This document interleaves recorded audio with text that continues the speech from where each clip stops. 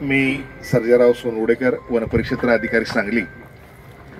सध्या सांगलीमध्ये बिबट्याचा वावर असल्याच्या बातम्या येत आहेत।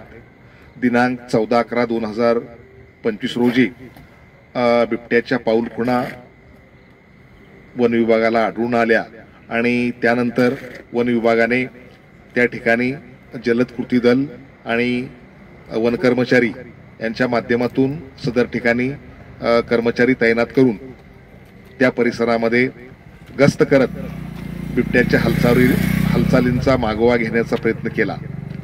त्यानंतर दिनांक 16/11/2025 रोजी मध्यरात्री भारती हॉस्पिटलच्या समोर बिबट्या आल्याची बातमी मिळाली आणि त्याप्रमाणे त्या ठिकाणी वन विभागाचे कर्मचारी, पोलीस यांच्या संयुक्तरित्या संपूर्ण परिसराची तपासणी करण्यात आली। त्याचबरोबर सर्व ठिकाणी गस्त करण्यात आली, परंतु प्रत्यक्षदर्शी बिबट्या आढळून आला नाही। वन विभागाचे कर्मचारी, जलद कृती दल आणि पोलीस हे सर्व या बिबट्याच्या वावराबद्दल सर्व परिस्थितीवर लक्ष ठेवून आहेत आणि या सर्व परिसरामध्ये गस्त सुरू आहे।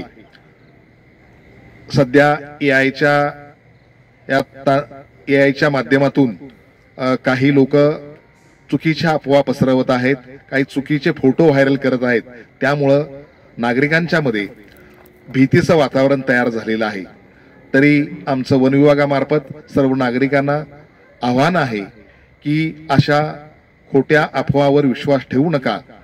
वन विभागाचे कर्मचारी या सर्व परिस्थितीवर लक्ष ठेवून आहेत, गस्त करत आहेत। त्यामुळे कुणीही चुकीच्या गोष्टीवर विश्वास ठेवू नये आणि वन विभागाला सहकार्य करावे।